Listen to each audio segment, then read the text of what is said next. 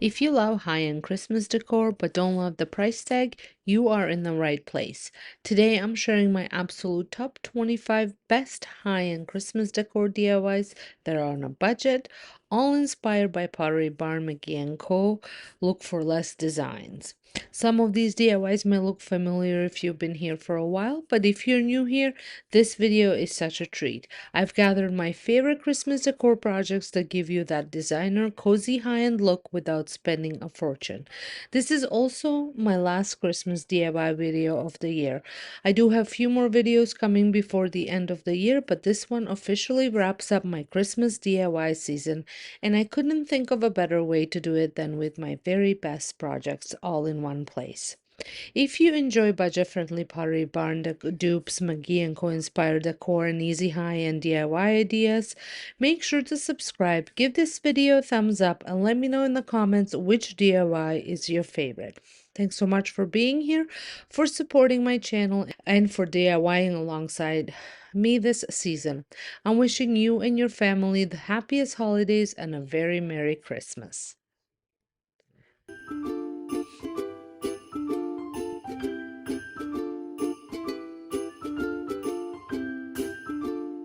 My next project, I picked up this wooden tree. I think it's beautiful as it is, a little bit too much sparkle for my liking, but it was coming off just by rubbing it. So if you don't like the little sparkles, little glitter, you could just take it off. I don't think it was even as much of a glitter as it looked like crystal sugar was on it, but nevertheless, it was still sparkling, so I wanted to, or glittering, I wanted to take that off a little bit. But like I said, the tree looked really good as was, but I had something in my mind that I wanted to do with it. So if I want to, I'm gonna go pick up another one like this and leave it as is. So I got some cinnamon brown and painted the whole tree except the bottom, actually even the bottom part, this with this cinnamon brown because I wanted to recreate this gingerbread tree. I absolutely love the way this looks. Now I could have picked up a very similar looking tree at Dollarama as well that kind of went to the ground and looked more like a ceramic decor piece versus more of the rustic look that this tree has. But I did love the way this tree looked, so I thought I can combine best of both worlds and do this one in that gingerbread tree look.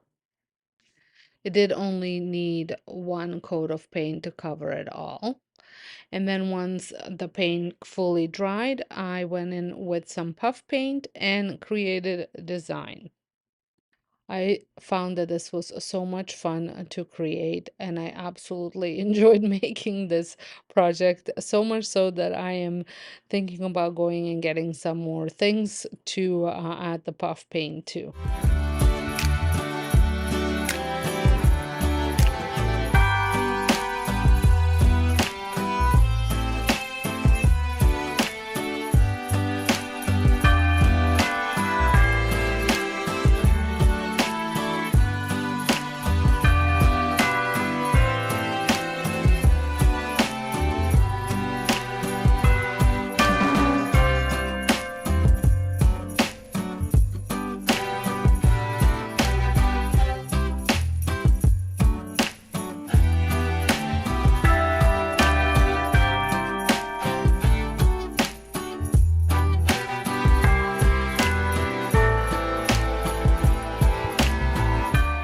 And here it is. I just love the way it turned out.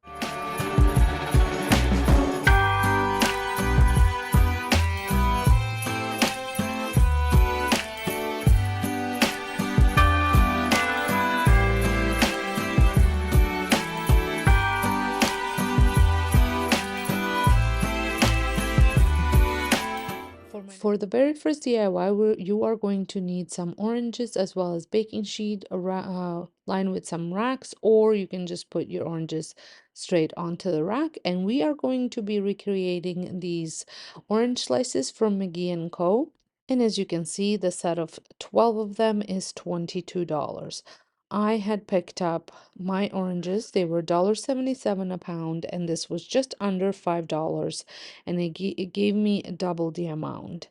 You're also going to need some twine so you can attach it to the dried slices so they are able to be hung as ornaments. I am using half of them as ornaments and half of them will be as bowl fillers. So you want to slice your oranges about quarter of an inch. And I did measure just so I can get a guide, and then the rest of them I just sliced using that first one as a guide. You can put these directly onto your oven racks in the oven. I just thought it might be a little bit less messy if I lined my baking sheet with parchment paper and then I added some racks to them. These are racks from our smoker, stand-up smoker, and they fit perfectly into my onto my baking sheet. Once I had sliced all of my oranges, I'm going to add them to the baking sheet.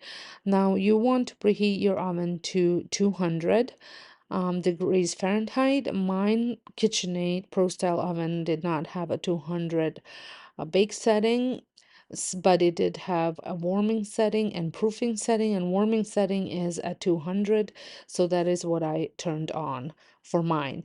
When you are doing this project, I just want to let you know you want to give yourself plenty of time. I'm talking 6-7 hours. It is a very easy project to do, but it does take time. So if you do not want to leave your oven unattended, you have to be home for the duration of, and it took, for me, it took 6.5 hours. And then I had two or three of them that were a little bit thicker, and I had to leave those for a little bit longer. I have read blogs where they said it would take 4 to 5 hours, and some did it at 250. Now, some of them said not to do it at 250 because that's when they will burn a lot easier. Whereas if you do them on a lower for longer, they won't burn as quickly. So you do have to keep an eye on them once you are approaching that 5 or 6 hours. I would say at 5 hours, start checking them. If you've never done this, I would start checking them at 4 hours just to make sure, depending on what your oven is like. But before I put mine in the oven, I did take a napkin and or paper towel and just dried them all up, just the tops because they are very wet. And I think this does help the drying process as well. You can also use your dehydrator to do this if you have one, or your air fryer also has a dehydrate. Um, well, mine does. The Ninja Double one has a dehydrate setting as well. However, I would not be able to put all of these into my little drawers on the air fryer, so I chose to do it in the oven. And here they are. This is what they look like once they were dry, um, or baked.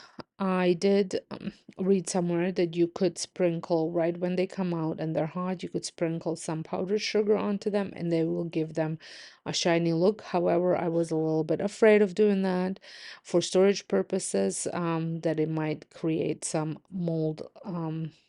While they are stored away. Not sure if that would happen. If you've ever done that and stored them successfully in a Ziploc bag with your Christmas decor, let us know down below. I did take a large needle and cut up some twine to the length that I thought would be great for hanging. However, I could not thread the twine through because it was a little bit thicker than the opening, so I did just wrap it around and pushed it through, and that seemed to have worked. You could also use a hot glue gun and just add a little dollop on top and attach your twine to that. I thought this was a little bit nicer looking than having that hot glue on there. I know that McGee Co, the price wasn't that astronomical at $22 for set of 12. However, this was um, a lot cheaper, at $5 for the double the amount. And the plus part of this was it made your house smell so nice. And I think that this DIY, these ornaments are gonna look great with my theme. I'm going for more of a natural rustic look this year. I've kind of went that way last year as well, but I am focusing more on it this year than I did last year. Like I said, I love the way these turned out, and I think they are going to look great on my tree.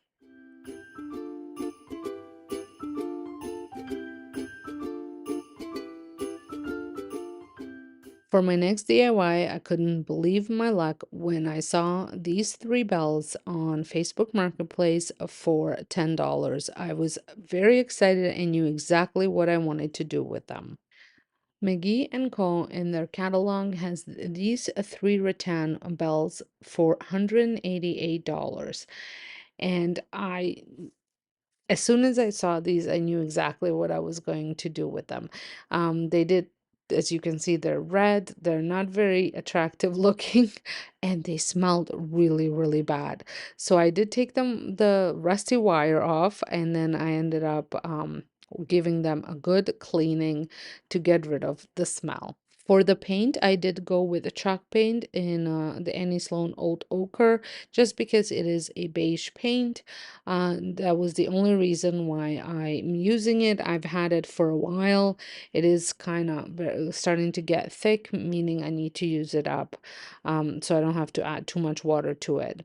And I've been using it for different projects, and this one was also one of them. And chalk paint also, I find, does a lot better coverage than acrylic paint, meaning you probably won't have to go with it several different with several different coats, especially because I was painting over red. I did get some water and water the paintbrush as well, just to get that helps to get into little nooks and crannies if the paint is a little bit more wet. And you definitely want to paint the inside and the outside of the bell.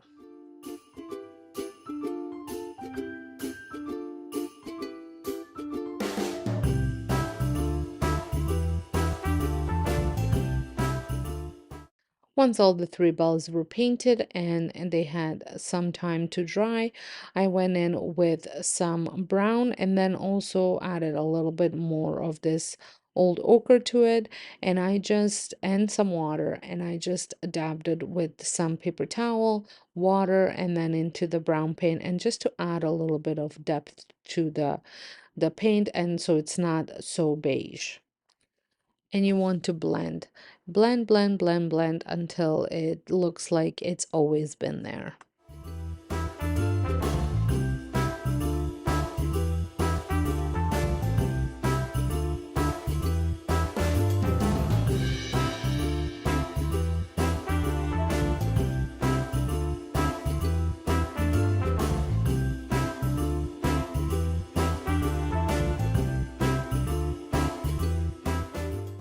I was absolutely thrilled with the way these turned out. I think they are such a great dupe for those bells, and you never know what you can find in your thrift store or at your on your Facebook Marketplace. So make sure you keep checking.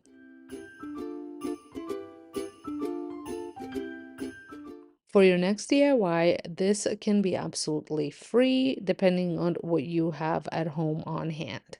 So we are going to be recreating these bleached pine cones, and set of 15 is $12. Again, not overly expensive, but if we can do it for free, why not? So I did have to go buy bleach because I don't typically have bleach at home.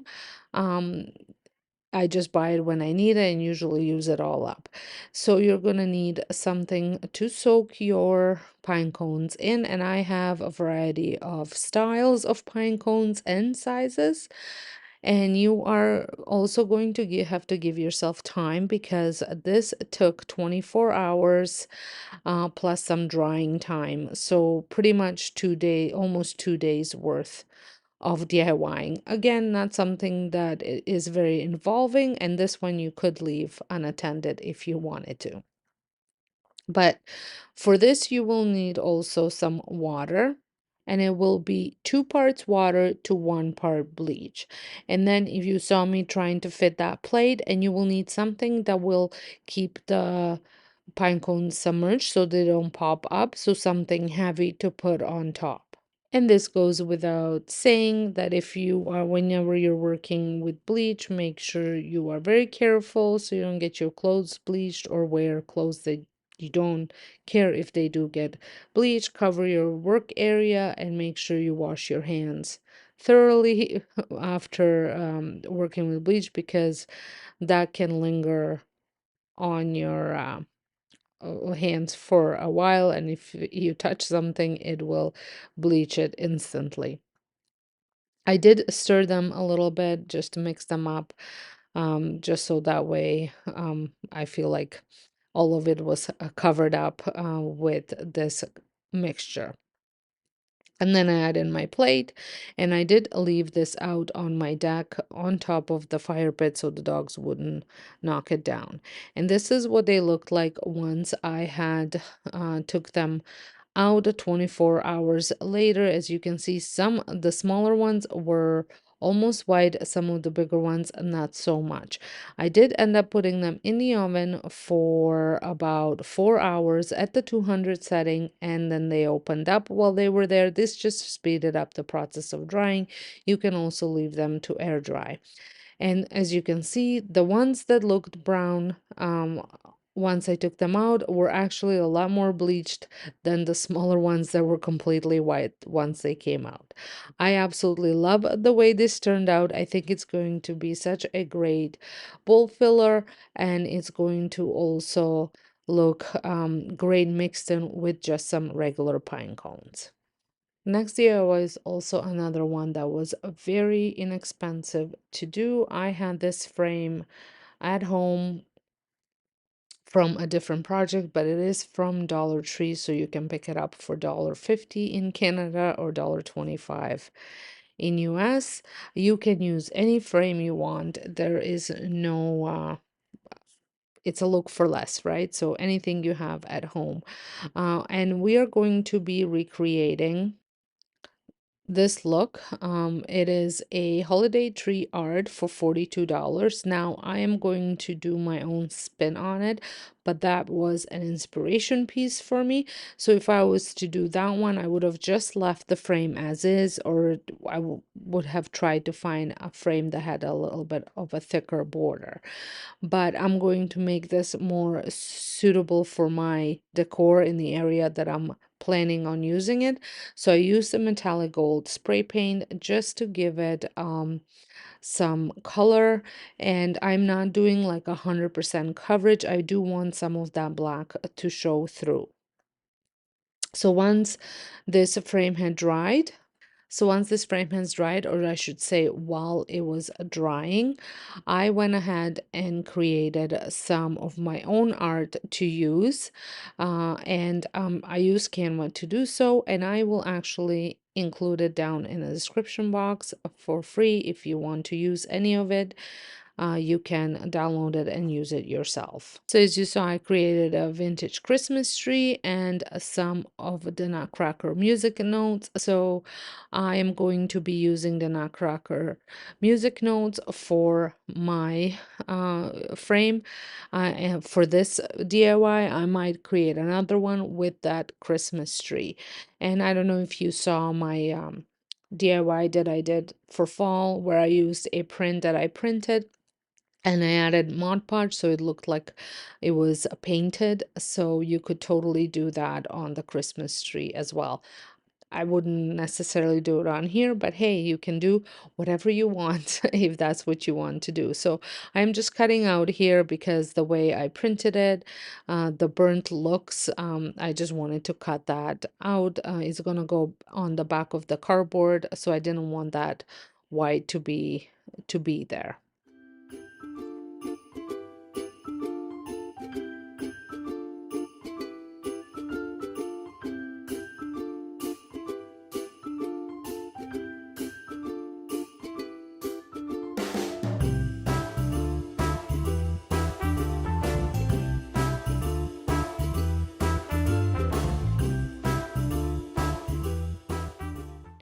And here it is. I think this is such a classic look and it's gonna go so well with most of my decor anywhere I choose to use it. I'm starting today's DIYs with one of my favorite decor pieces from last year. I picked up this gorgeous arched frame at HomeSense for $14.99. Not overly cheap, but I did try to thrift one first without any luck. I wanted to recreate the viral arch Christmas tree art from Studio McGee line at Target. Unfortunately, I couldn't find it on their website this year, and we don't have Target here in Canada, so it was time to make my own. After removing the sticker, which was a bit of a process in itself, I carefully took apart the frame. The glass did not come out, so instead of taping it off, I decided to just be extra careful while applying the gold wax. For the frame, I used Dixie Belle's gilding wax in antique gold, one of my absolute favorites. It's so easy to apply, and I'm obsessed with the color. I used the foam brush to gently brush it over the frame, avoiding the glass. If a bit does get on, don't worry, it wipes off easily right away.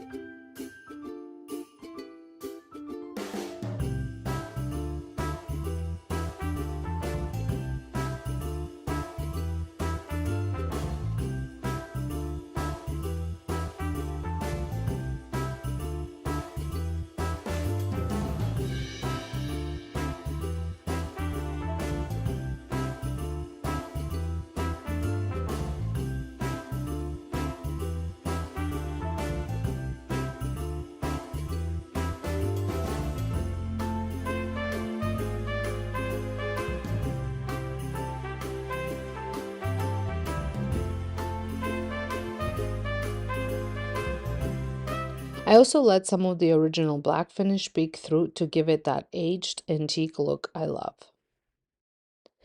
The painting was done, I got my Christmas print on Etsy for just a few dollars. I'll link the shop down below. I debated using an ornament print since that's trending right now, but I decided to stick with the Christmas tree design, and I'm so glad I did because it turned out absolutely stunning. The frame said it fits an 8 by 10, so I printed the size and used paper insert as a guide to trace and cut my print perfectly.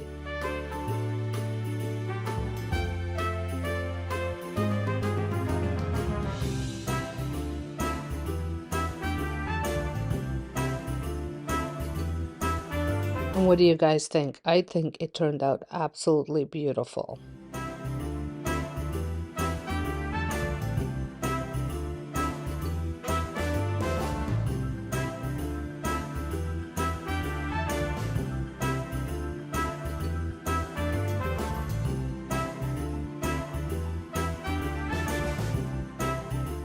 For my next DIY, I wanted to recreate the antique brass bells from McGee Co. They're so timeless and elegant and also can be used all year round. I came across this glass bell, or maybe it's technically a cloche top, but it has the perfect bell shape, so we're going with that. After removing the sticker and giving it a good clean, I mixed a bit of sea spray from Dixie Belle into Midnight Sky chalk paint to add texture and help the paint adhere to glass. Sea spray is great for that. It thickens your paint and gives it that stone-like finish.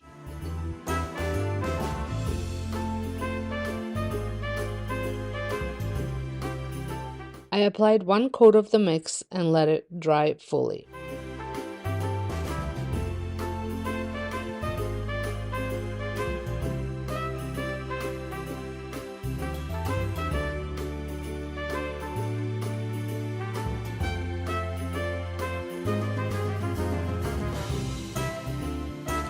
I also used a small wooden ring for the top and did the same painting process for that. Then I grabbed Moonshine Metallics paint in silver, also from Dixie Belle. I dabbed it over the textured surface using a paper towel. This really brought out all the beautiful dimensions the sea spray created.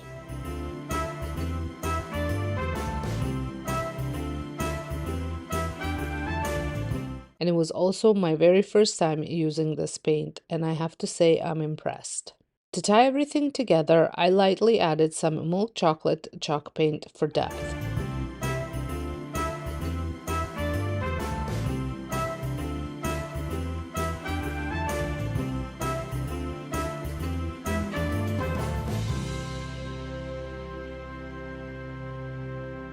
You could easily recreate this using a plastic cloche cover from the dollar store or even a bell-shaped glass piece.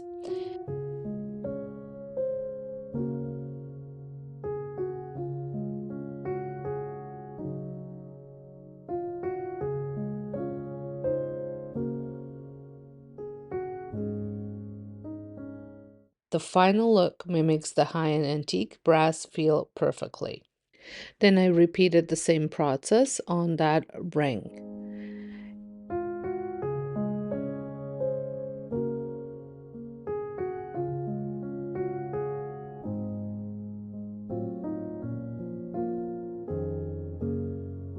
Once everything was dry, I used my hot glue gun to attach the ring to the top of the bell.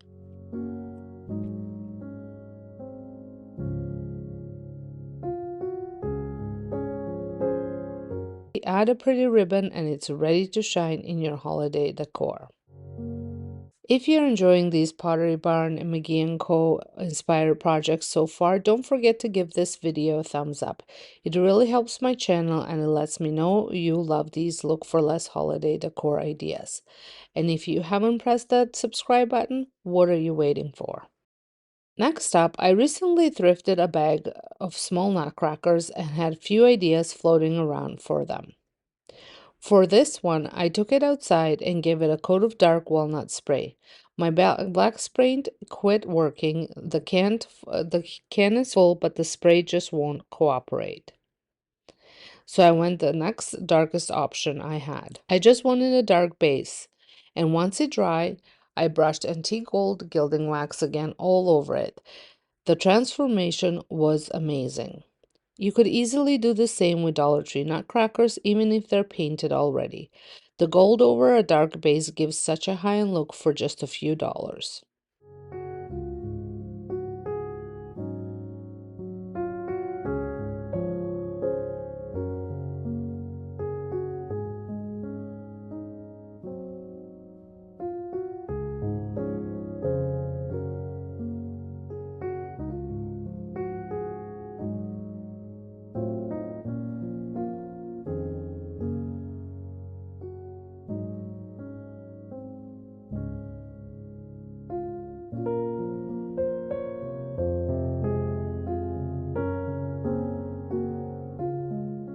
For my last project and one of my favorites, my friend Sandra actually thrifted these wooden Christmas trees for me.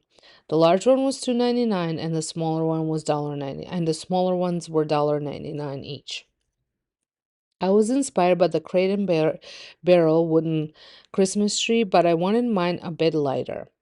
I also didn't want to strip or sand them, that would take forever, and we haven't had enough sunshine lately for oven spray.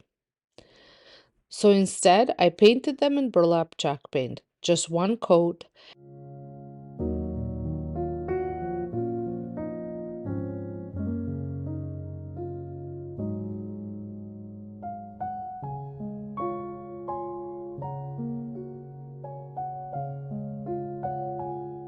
And once they were dry, I used no paint gel stain from Dixie Belle in golden ash. This gel stain is amazing because it gives you that rich stained look without stripping or sanding.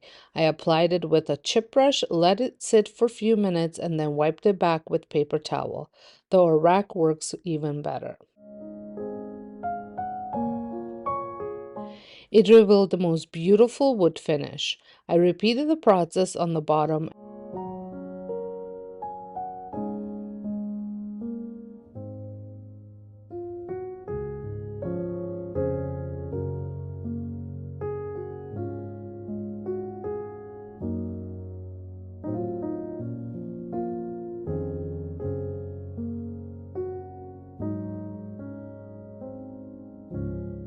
And and just love how these turned out. Light, natural, and perfectly high-end looking.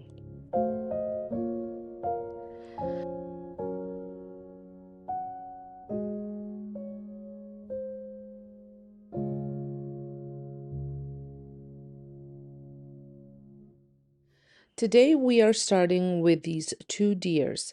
I got these, I believe, at Dollarama a few years back, and I attempted to do a makeover but then decided against it. So they've been sitting on my shelf for a while. I decided to give them a new life and see if I actually use them in my decor. The first step I did was spray paint them with a gold spray paint.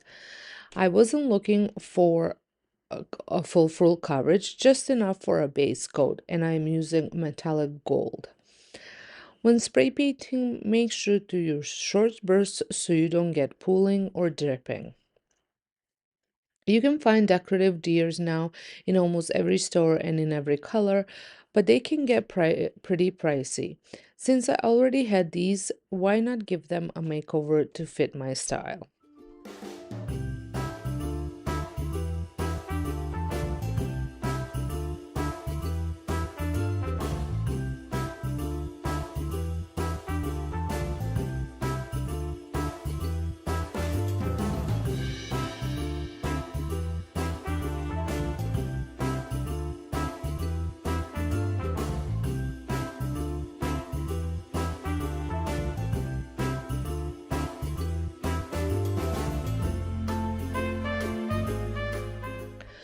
Once they were dry, I took some black chalk paint that I had left over from another project.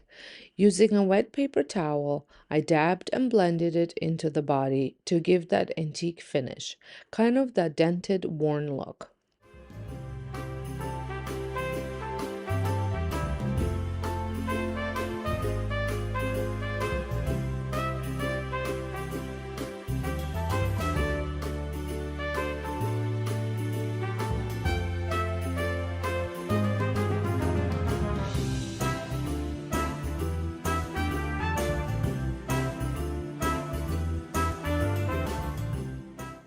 Once they fully dried, I went in with Dixie Belle's gilding wax in antique gold and applied it with a foam brush.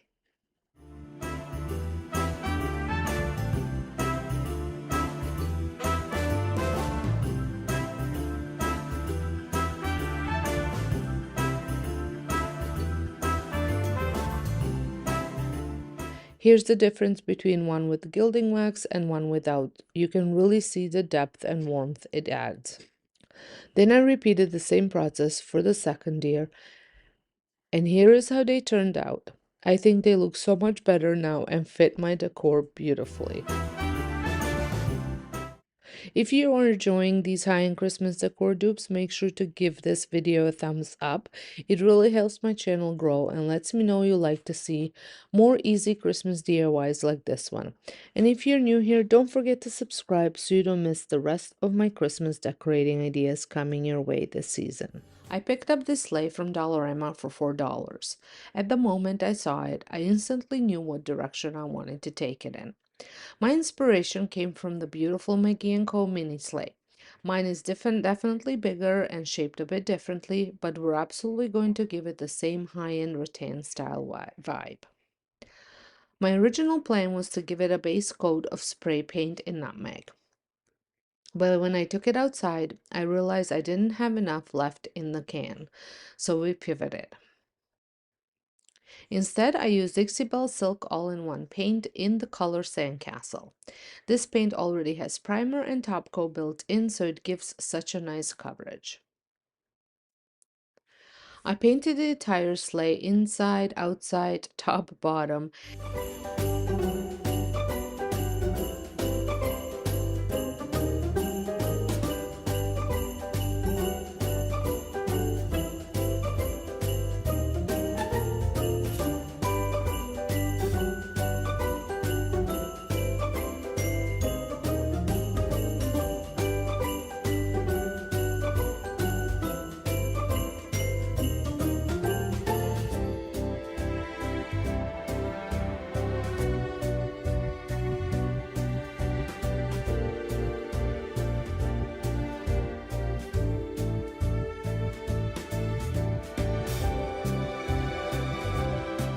and I used a smaller detailed brush to get in all those little crevices.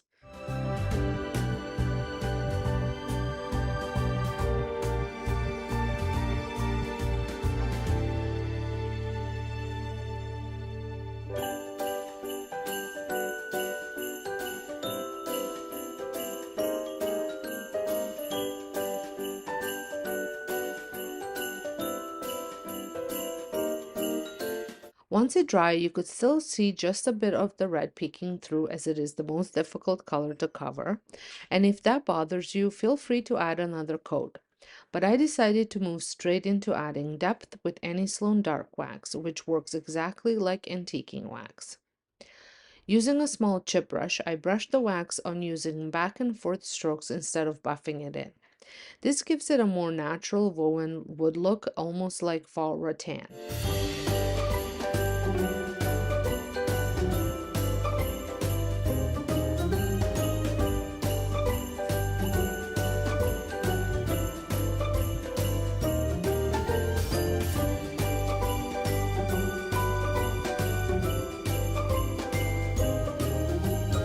I'd love to know, have you started crafting for Christmas yet? Tell me what you're making this year and what Christmas style you're going with. Are you doing cozy and rustic, classic red and green, natural, minimal, Ralph Lauren, or something totally different? And if there's a specific look, decor piece, or high-end item you'd love to see me try and dupe this season, let me know in the comments. I'm always looking for new ideas and you all have the best suggestions.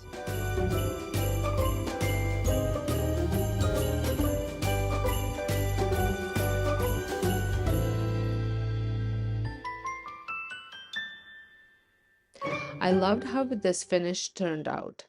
I kept the legs gold for contrast and just added a few random touches of wax to knock down the shine.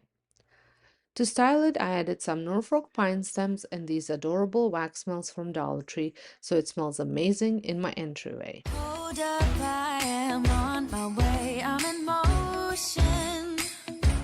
If you're enjoying this project so far, make sure to like this video and subscribe for more high-end Christmas DIYs. For this last project, I pulled inspiration from a huge mix of places. You've seen me redo thrifted rattan bells before. Those were a McGee Co dupe, and you can find similar style now at Pottery Barn and even in a teak farmhouse. But this time, we're making our own from scratch. Well, somewhat. I had a ton of natural rattan left over from previous projects. If you're wondering where I get it from, it's just natural placemats from Dollarama. They're affordable and super easy to take apart. I'll link the video where I show exactly how to disassemble them in the description box or eye in the sky. I also grabbed the largest bell I could find at Dollarama, which was $2. You can spray paint the inside brown or nutmeg if the gold bothers you, but I decided to leave it as is. Starting at the top, I used the hot glue gun and wrapped the rattan all the way around, making sure the top hook stayed exposed. When working on smaller surfaces like this, you really do need more glue. It keeps everything tight as you wrap.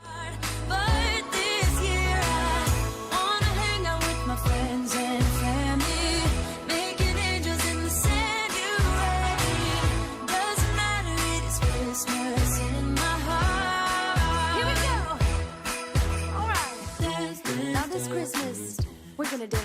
We're gonna dance, dance, dance, come on. Dance. We're gonna dance, dance, have a good time. Dance, dance, all night long. We're gonna dance, dance, and have a good time. Now you already know how much I love working with rattan. I made so many different pieces with it over this past year, from vases to woven pumpkins to even those rattan witch hats I shared last season.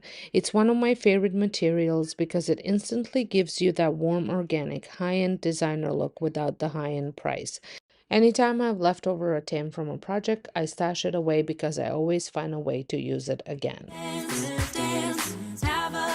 Time to dance, dance, all night long. We're gonna dance, dance, and have a good time. I think Santa's gonna come and join us in this song. Doesn't matter if the snow is falling or the wind blows and the rain is pouring. It will always be Christmas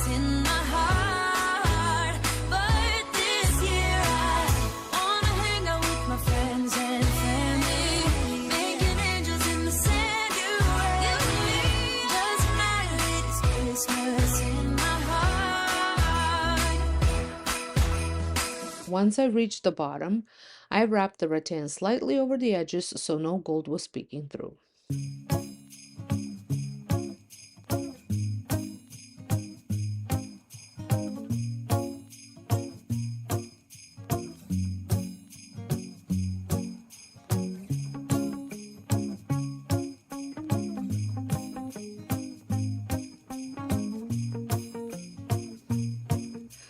For that little hook on top, I used a wooden ring and tried cutting it open with my small saw.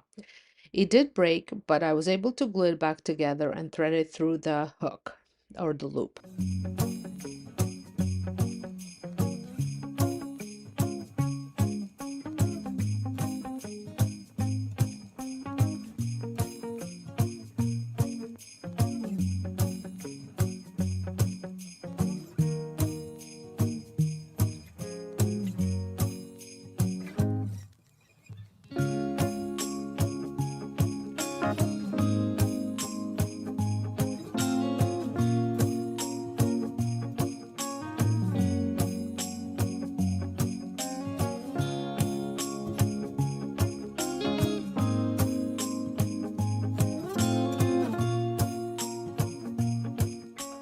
Then I covered it with a small piece of rattan so everything looked seamless.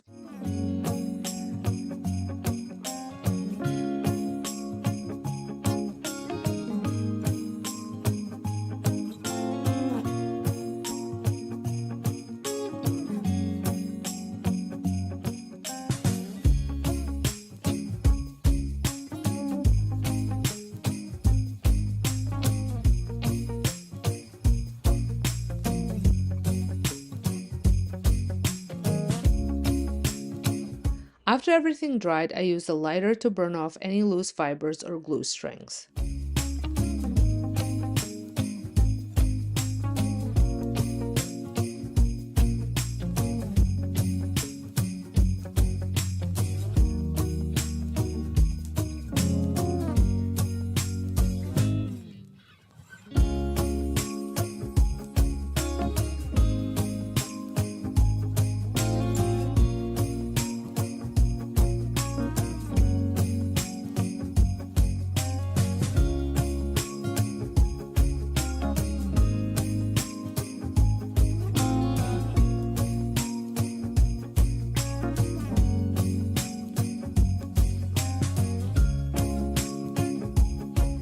Then I took my Any Sloan dark wax again, this time using a stippling brush and blending it as much as possible. It warmed up the entire piece beautifully.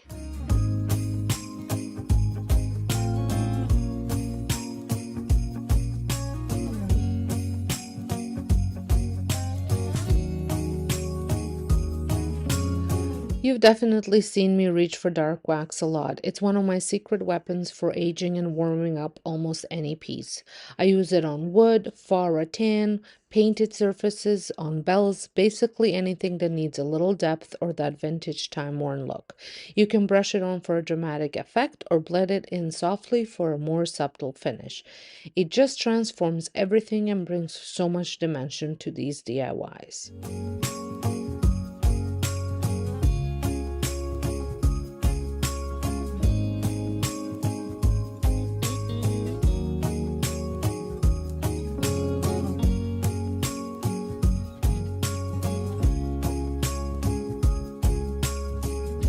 I styled it with a brown ribbon, but a dark green ribbon will look absolutely amazing too. Now it's sitting on my fireplace and I love how this one turned out.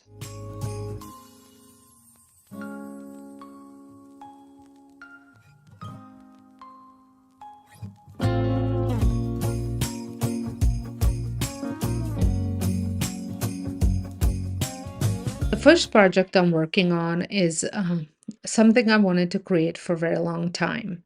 So I'm using some tins, a gift basket, a big gift box, glass bowl, half a plastic ornament, and a styrofoam ball that I cut off just the end to fit on top of the largest canister. I'm going to be hot gluing these items to the top, so you want to just find something that creates a dome and it fits perfectly on the top of the canister that you are using. I'm using variety just to get the different heights. And I'm going to be recreating these vintage cowbells. These are large cowbells, and here in Canada they're hard to come by, so always have to resort to shopping online. And on Amazon they're around $50, and they go all the way up to Wayfair for over $200. Now I'm recreating this for free because I did have all these supplies at home on hand. You don't have to use tins, you can use anything that resembles the bell base. And then for the dome, same thing. You can cut off foam balls to put on top, even the foam balls that the bouncy balls that are kind of squishy, they work well as well. Anything that creates that dome shape, like I said. The next item that you're going to need is a drywall compound, and this will blend the whole thing together. Um, so that's why I didn't remove any stickers, and the David's tea canisters have the David's tea writing. It's a little raised, so I didn't worry about any of that because the compound will cover it up. And you can also use a compound to create that hammered metal look that those bells have. You can make it as smooth as you want or as rough as you like. I went with a more of a rough look because that's what I prefer, but the beauty of creating your own DIYs is that you can make them look any way you want. I even added a little lines at the bottom because some of the bells that I've seen have those kind of uh, a divot at the bottom, so that's what I created, and they're a little bit of chunkier on top to create the line that they have on the original pieces. Like I said, totally up to you. This is simply an inspiration piece that I'm trying to recreate. So I did this with both of them and with all three of them, and you have to allow 24 hours of drying time, especially if you go heavy with the drywall compound. You don't have to have the large container of it. Those small ones that are pink and then turn white when they're done will work just as well. I just had that on hand. Next item that you're going to need is some sort of a roll. This could be toilet paper, paper towel. I am using a shelf liner roll just because I do use a clear shelf liner for a lot of laminating stuff for my daycare supplies. So I always have these rolls on hand and I use them for different crafting with the daycare as well. So I'm cutting off 3 rings. I did end up cutting four because one of them did not turn out. And then I also had to go in and trim it. And this is simply because that roll is quite hard and it was getting squished and a little misshapen. And then I cut just one right in the middle and one cut to open it up. And this will be your loop for the top of the bells. So I'm going to use hot glue gun to glue these on. You want to allow the hot glue to completely dry before doing anything with them. Now I'm going to paint them, and for painting I am going to mix up 3 different gold colors. One is spun gold, the other one is yellow gold, and the third one is metallic gold. And this just gave me different dimensions on the bell with almost like different shading, and that is what I was trying to achieve. So I'm not blending the paints on a plate together. I'm going to be dipping my paintbrush into all 3 paints at the same time and then painting with it. And I love the coloring that this created. Outside, the snow is falling down and every child is having so much fun. The snowman is twice the size as me with a smile as quirky as mine. We're holding hands to keep each other warm while we stand and watch a choir performing all the Christmas songs that we love. Yeah, all the Christmas songs that we love. And in a while we're gonna go inside and drink our chocolate by the fire. And here they are all painted. And now to add a bit more depth to the uh, design, to the bells, I am adding some iced cappuccino, which is just a nice shiny brown color. And to it, I'm gonna add brown umber, or burnt umber, to just darken it up a little bit. And I'm just going to place this color, this paint on random spots. And then I'm going to take a wet paper towel and blend it all in. This will just give it a little bit more depth, kind of accenting all the different textures that are on the bell. 'Cause all I want is to spend this day with you. Let me give you a Christmas, a moment we'll fill with love and joy. So beautiful. And to complete the look, I tied some rope to them. I think this turned out so nice, and I think it's a great dupe. And if you love bells as much as I do, then definitely give this project a try. And I also want to mention, if you want to see how I style these in my home, make sure you check out my home channel where I share all of my decorating ideas, tips, and all the fun stuff that is home decor related on that channel. Link is in the description box.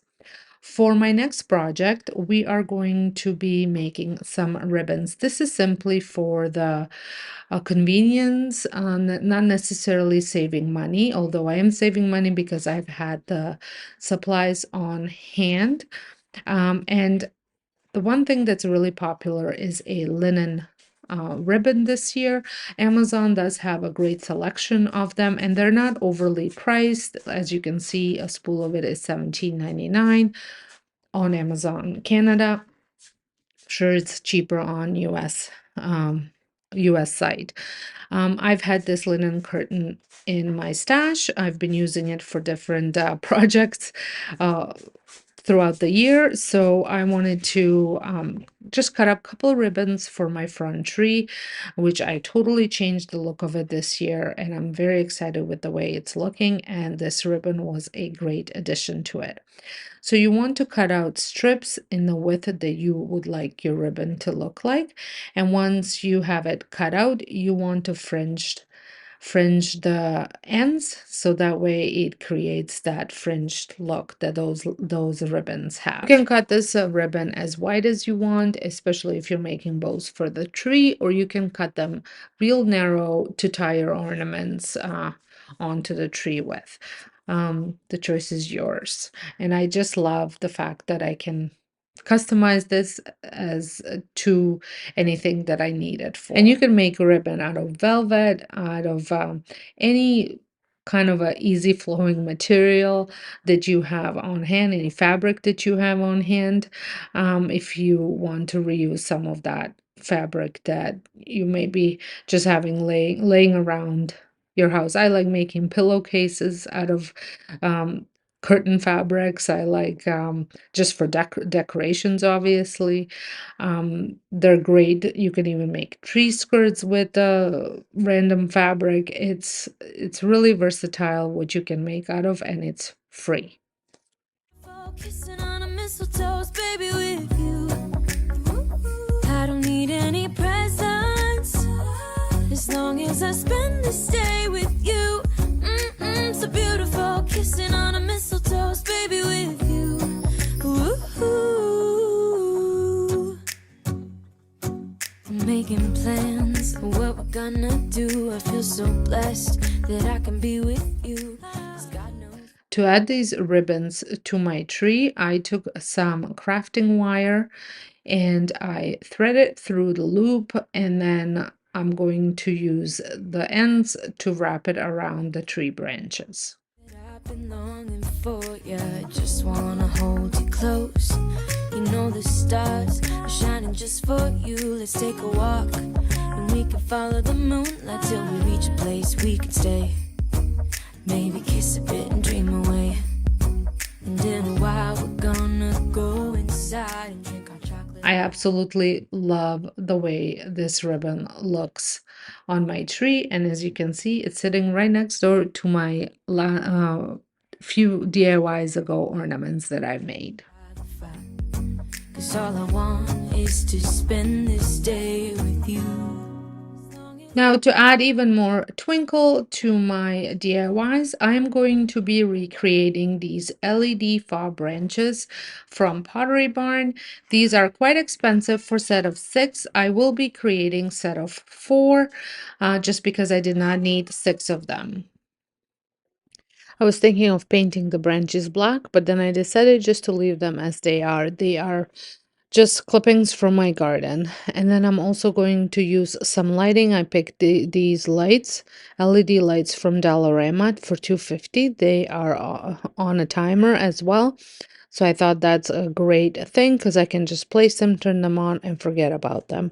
And to attach them to the branches, I'm going to use craft wire that came as close as possible to the color of the branches. I cut up about 12 little pieces of wire and used pretty much the all 12 for the 2 branches. And I'm going to be adding one set of lights for both branches, so kind of adding them together. Now to add the lights to the branches, I'm going to unravel the lights. I'm going to put them as close to the stick, going up and down the sticks as possible. And every inch and a half, I'm going maybe 2 inches, I'm going to wrap the wire around. So that way this will keep the lights in place, flush up against the branches. The nice thing about these lights, the wire that they are on, is that it's bendy and you can shape it and you can even wrap it around the branches. Spend this day with you. So beautiful, kissing on a mistletoe, baby, with you. Ooh, ooh, ooh,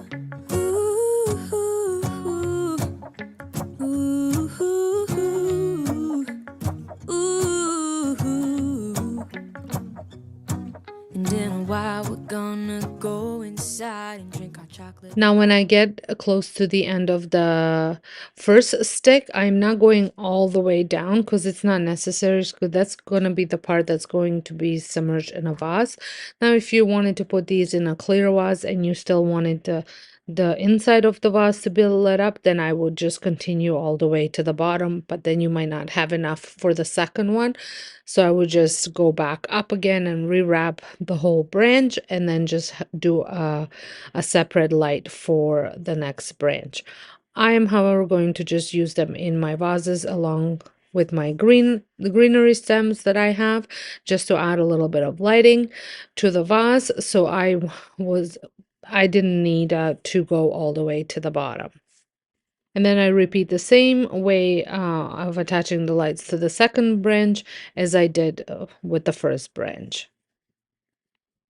I think they look so nice in the vase. And like I said, it just adds that little bit of sparkle to my vases, a little bit of whimsical touch, especially in the evenings when all the lights are off, and it just makes the whole space look cozy. Like I said, I attached them to I added them to 2 different vases in my decor. Cause all I want is to spend this day with you. Let me give you a For my next DIY, I couldn't believe my luck when I went thrifting and I found this Sherpa blanket for $11.50. It is quite a large blanket and I knew exactly what I wanted to use it for. And I wanted to create Mr. and Mrs. Spice from Pottery Barn. These are $90 each. And I knew I could create this with using about a quarter of this blanket and some ribbon. So I went ahead and I drew out a free-handed a form for both of them. I just drew half of it and then I folded so that way they were even sizes on both ends, if that makes sense. And I did it, I have an easel paper that I use for daycare, and I just did that on there, so it's quite large. Then I took a marker and I traced it onto the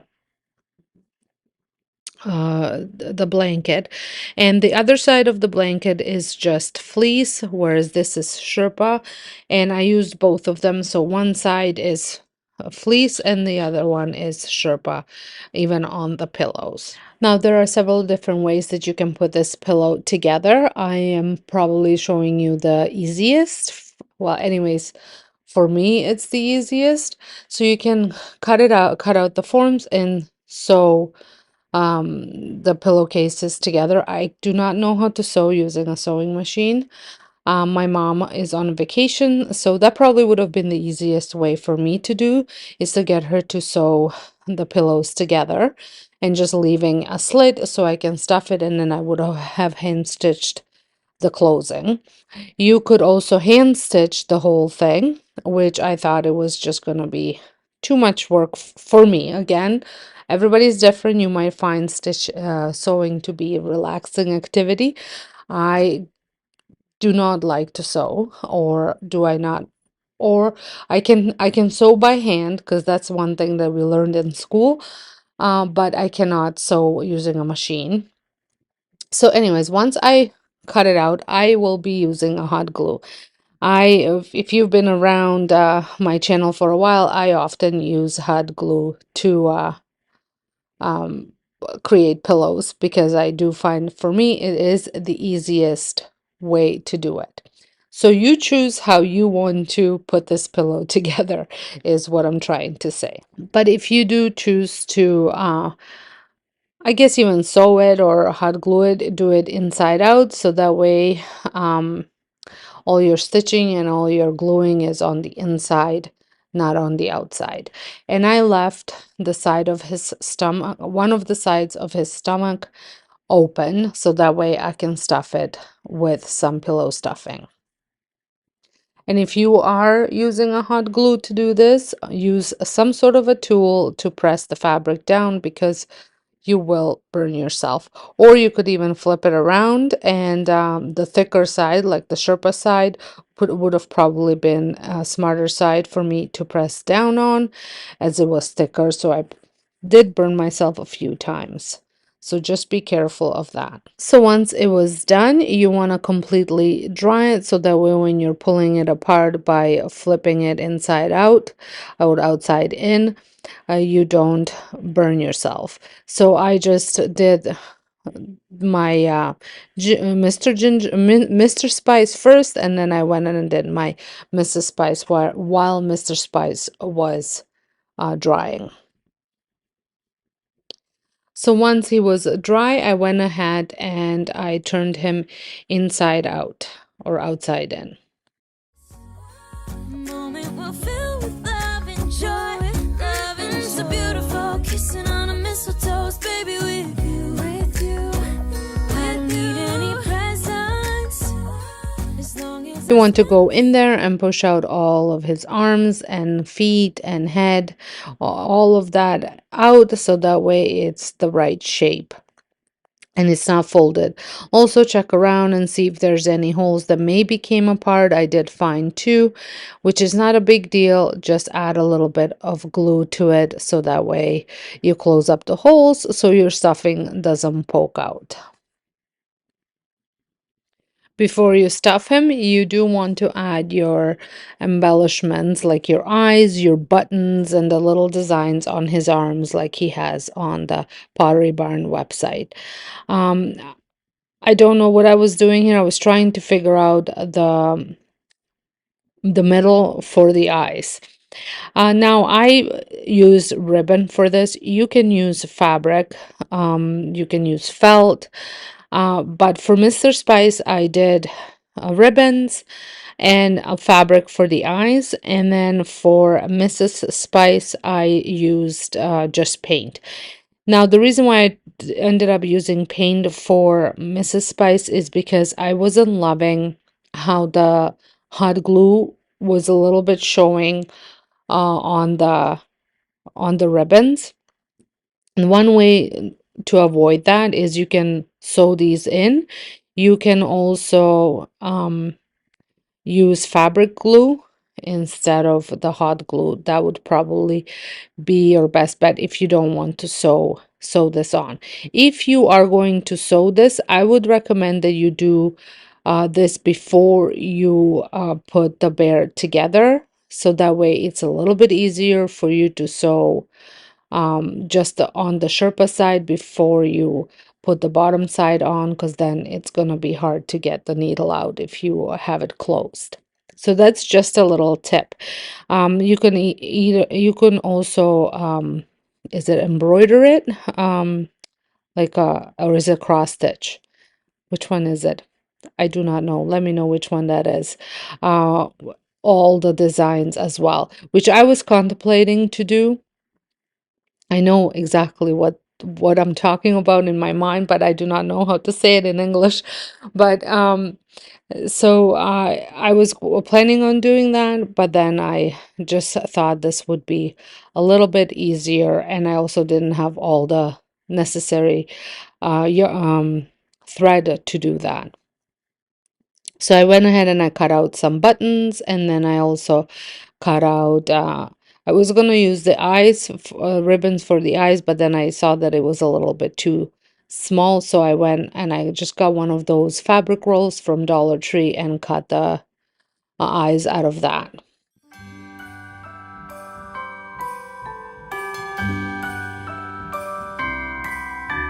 The wonders of life got the prettiest side for everyone to enjoy. Standing up close by the Christmas tree. I also cut the mouth out of the fabric instead of the ribbon, because I found the ribbon wasn't I couldn't get the ribbon to curl up, so he looked more angry than smiling. Glimmering light, I am right where I wanna be. I will be home for a couple of days. Wander around with you. You and me in the cold, thought it'd never be true. Wherever I go, I got you. Oh, I have stopped running, there is no way trying. You better loosen your belts. Drinking hot wine by the fire. Don't care of anything else. It's Christmas and some kind of love, my friend. I'll pray it will never end. Do you like to be here too? It's Christmas and outside snow's glistening. It's just you and me tonight. I'll spend all this Christmas with you. So once all the stuff had time to dry, I stuffed the bear, and I just used stuffing from an old pillow. Oh, it's such a charm, got you up in my arms. There's nobody at the door. You said I wish this will never be over. Darling, it's time for your present. Come over here. Now it is time to get out in the snow, lighting a light with you. Choirs will sing and the joy bells will ring. Nobody loves you as much as I do. It's a wonderful feeling from floor to the ceiling. Once he was stuffed, I just had glued the side, and then I just tried to spread out the stuffing as much as possible. These are decorative pillows, not to sleep on. And here they are. What do you guys think? I'm not sure. I do love how well the white shows against the brown on the Mr. Spice, so I might go in and add those to Mrs. Spice, but I think she looks cute as well. It looks better off camera than the camera is showing it here, but I love them either way. For my next project, I picked up these tapered candles, and I love the little design on them. They have stripes at Dollar Tree. And then I got some hot water. I did boil it and let it cool off, and I'm going to be making these Christmas tree candles. I let this sit in the hot water for maybe 45 seconds, and then I took a knife and I just made cuts. Now you can you want to make these cuts fairly deep. If you want them to lift up, you can just curve your knife up and they will lift up a little bit, or you can just go straight up, so that way they are just cuts without lifting too much. I did have to put these in as I was working with them, just to melt it a little bit more. As it cooled off, it went hard as a wax would. So I just went and did this all from the top to the bottom, doing these cuts. I think these turned out really cute. Definitely worth trying out. I probably next time wouldn't lift them up as much as I was lifting them here, but I am planning on making more as I love them. Love the way they turned out. I styled my coffee table with these in my living room. Time of the year, drinking hot wine by the fire. Here on our own, we got nothing. Have another easy project. If you watched my 2 weeks ago DIY, you might have seen this print. I will share it down below if you want to do this yourself. So I printed it off. I made the design and I printed it off, and then I took some coffee grounds and I added some hot water to them. I did have to strain these because when I first started painting with the coffee, there was a little bit too many coffee grounds on it. If you have instant coffee, this probably wouldn't happen, but I did not have instant coffee. And I'm trying to recreate some of these paintings, prints that you can buy all through different websites. Etsy is probably one of the most popular ones, and a lot of people add them to really nice vintage frames. So it's not about it being expensive. I just think I can create it for pretty much free with items that I have on hand. Like I said, I made this design myself, so that didn't cost me anything. And the frame that I'm going to be using is an old frame that I'm going to just upcycle a little bit, make it look a little bit more vintage. So I painted the whole picture, including the Christmas tree with this coffee, and this just gave it that vintage look, that aged look. So I painted the picture with a foam brush, and then I went in with my craft sponge and I just dabbed everywhere just to blend all the brush strokes. It's Christmas and some kind of love, my friend. Pick up some candy canes and hang a wreath on your door. While that picture was drying, I got my frame, and I added some rub and buff on it, all over. I went in all over that, especially into the little roses that were on the frame, just to really um, have it pop. It's Christmas and outside snow's glistening. It's just you and me tonight. It's just you and me tonight. It's just you and me tonight. I'll spend all this Christmas with you. So once I had most of the frame covered, I went in with some of my spun gold, and I just touched up in certain spots, not all over the place, just in certain areas, just to give it that little bit of a uh, what would it be called, a vintage depth.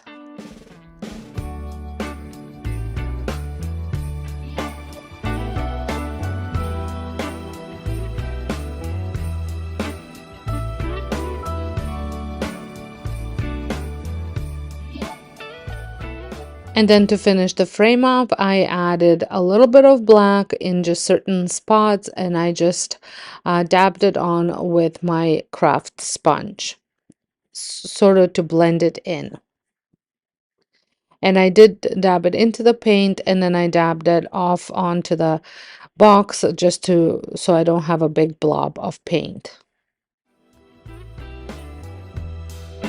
Merry Christmas, baby. Reindeer's coming out to play. Santa Claus is packing the presents, making sure you've been behaving okay.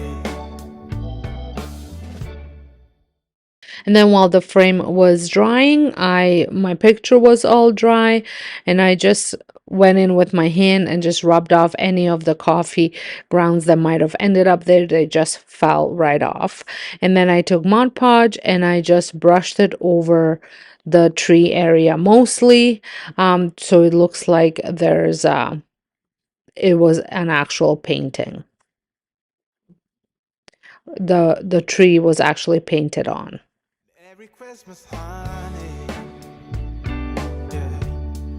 The snowman's dusting off his hat,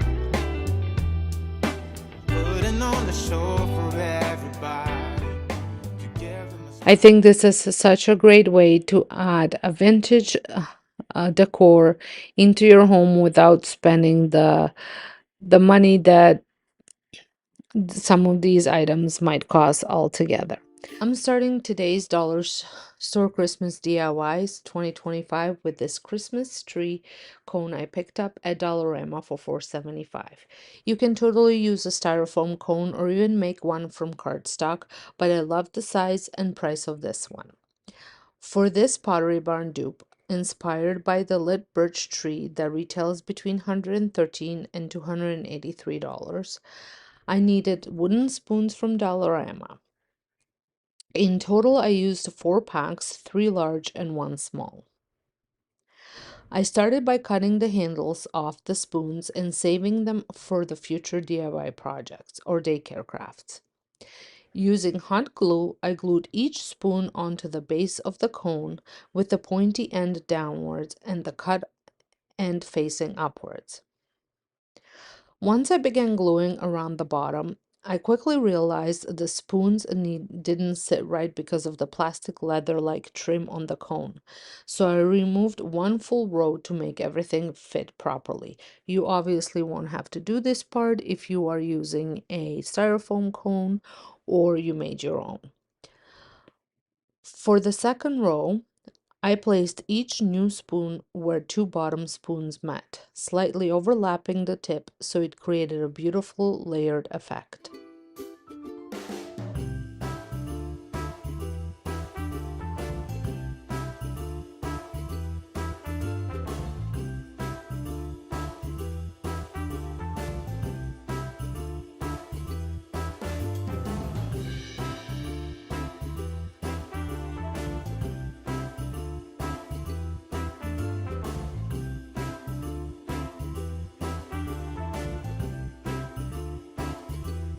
I repeated this with the large spoons until I reached the top area where there was only room for 2 more rows. Then I switched to the smaller spoons for a tapered finish.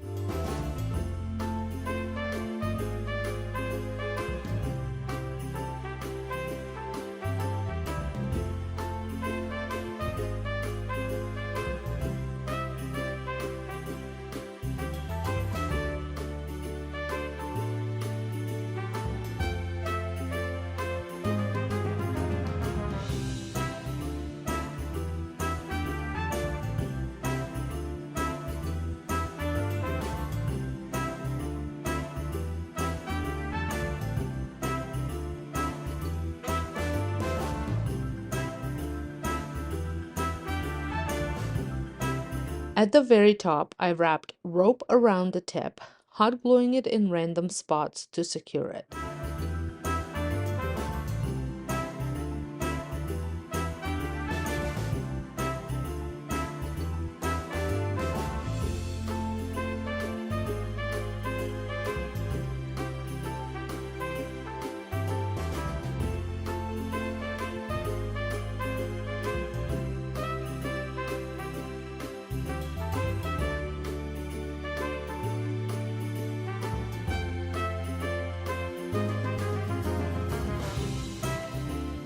After the tree structure was finished, I mixed equal parts water and Dixie Bell's coffee bean brown chalk paint, brushed it on lightly to create random drips and natural depth.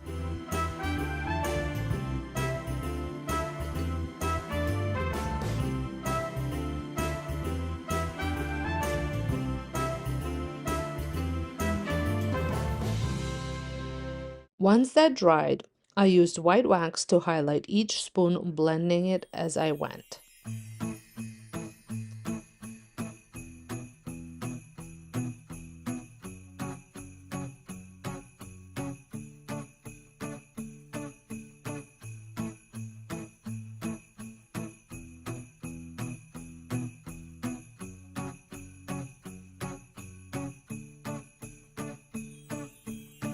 Now for the fun part, sparkle. I took it to the garage and sprayed the whole tree with adhesive spray, working in sections. While it was still tacky, I added spectral glitter all over for a magical winter glow.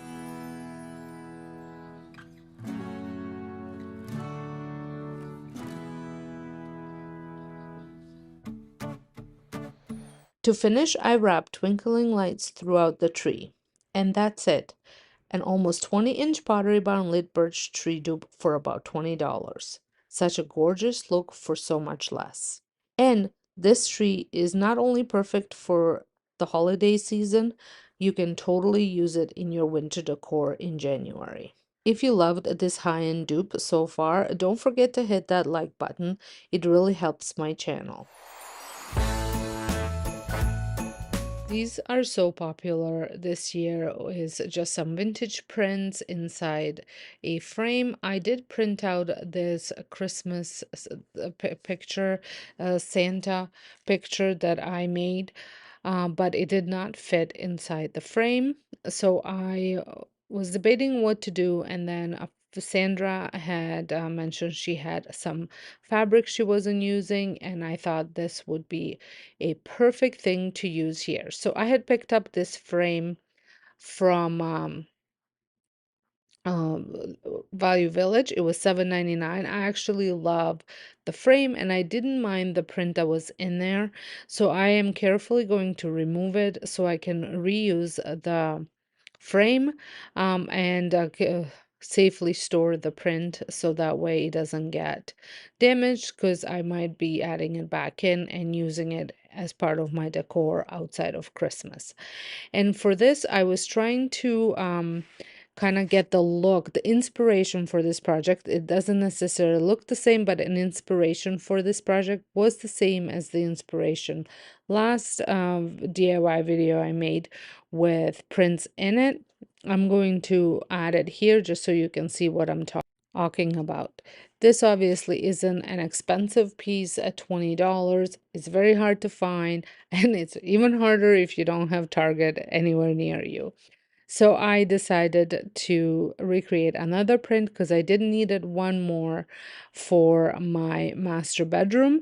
And so I took that fabric that Sandra had offered and I added to it. I put the print first just to use it as a guide. I traced it and then cut it out, and then I added it to the frame. I did make sure that it fit before I reassembled it, and I also gave a little dollop of glue just in a couple corners just to keep the fabric in place so it doesn't move while I'm reassembling the frame. You could also take this frame and paint it or add some rub and buff if that's what you wanted, but I thought this frame looked really pretty without any upcycling needed. So I just kept it as is.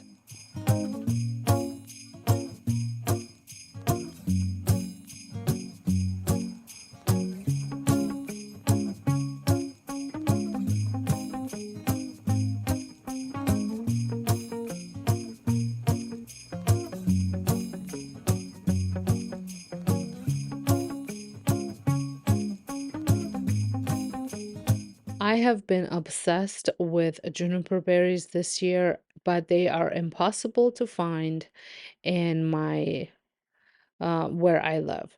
You can get them on Amazon.com by from a floral, but they do not ship to my um, to Ontario. Pottery Barn also has some as well, which are a little too expensive for me. So I decided to make my own. So I went to the on search for some stems that I can use to recreate this. So I picked up these two stems, two different stems. One is looks a little bit frosted because originally I was thinking of using those berries. And then the other one was just a variety of cedar branches with some red berries and some pine cones. So I needed to disassemble everything and create my own. I did decide to make three of these, and I ended up using all the branches, even the frosted ones, but I did not use any pine cones or berries. So here is what they look like. I wish the branches were a touch more droopier, but we can shape them and mold them if that's what we want. I also left the long stems on them because I'm just going to bend them if I need to add them to a shorter vase. I also remember I had some loose cedar branches from a garland and I added those as well. That gave me a bit of more of a droopiness that I was looking for. Since I decided that white berries were too long, was going to make my own using some air dry clay that I had left over from the daycare when we were making Mother's Day presents. So I just wanted to warm up the clay in my hands, and then I just made ones that were not a lot smaller than the white berries, but definitely smaller. And I just rolled them all into little balls. I think I made altogether about 30 of them. However, I think I did not use three of them, so I used 27 altogether. Then I took all of the blue paints that I had, trying to figure out a color that would work the best for these berries. I did end up mixing a couple different colors just to achieve the look that I was going for. I did not wait for these to fully dry before I went ahead and did that. I was going to use this stick to put the berries on for painting, but it was too big, so I just ended up rolling them in the paint. And I forgot to mention that I also got some sugar, just normal sugar. And once I was done rolling them in the paint, I dipped them into sugar. So it gave them a little bit of that frosted look. And then I repeated this process for all of them. A little time consuming, but so worth it. And then I went ahead and I had glued them onto random spots on to my branches to I did look at the picture just to kind of get an idea how the juniper berries were on those faux branches, and I was trying to recreate that look. So here they all are on the branches, and I did allow them to dry fully before I proceeded to the next step. I wasn't planning on doing a next step, but the more I was looking at them, I felt like the blue needed to be tamed down a little bit. So once they were fully dry, I went in with some white paint and just added and a small brush and just added a little bit of white paint um to them just to tone down the blue a little bit. I think these turned out so pretty, and for under I think it came up to about $11. I can't complain.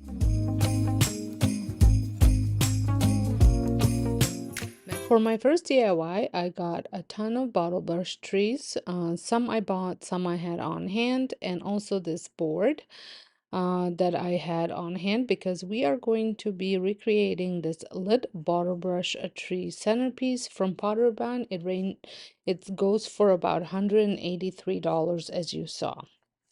Now, some of these bluish green bottle brush trees, I don't love the colors, so we're going to spray paint them with some metallic gold. I did pick up some beige bottle brush trees from Dollar Tree, and I think this gold will complement that color really nice. While the bottle brush trees were drying, I hot glued some deer moss onto the board off camera, and then I took the board out and spray painted with some dark walnut.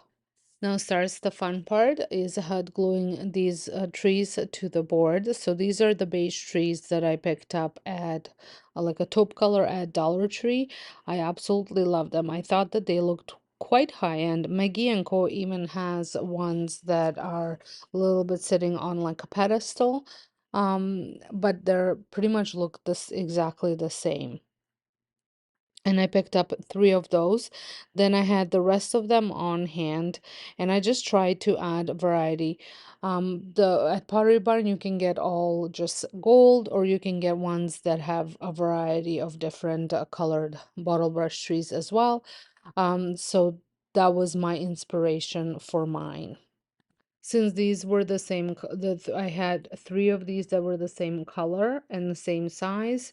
I spaced them out evenly, and then I'm going to fill in with all the rest of them.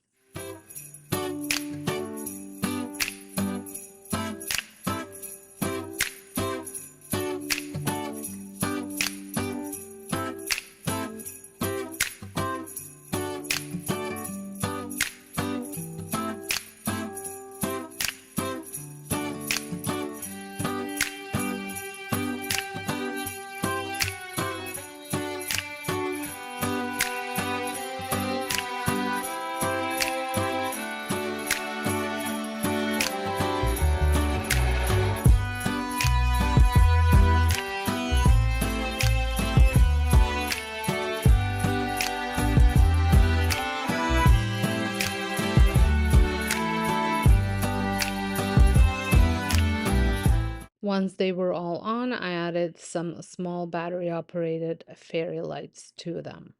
I love how these all came together. It gives you that earthy, rustic vibe that my decor is all about this year.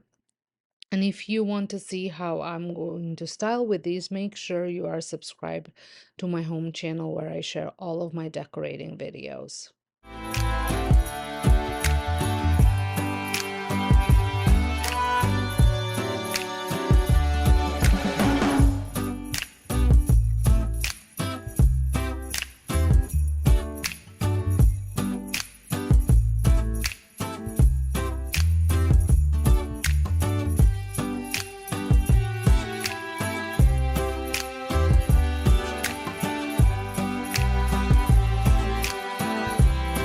So for my first project, I'm going to be creating the St. Jude candles from a Pottery Barn. These are bell looking candles, and I've wanted to create this for such a long time, all of last year, and I just couldn't find something that would work that I liked.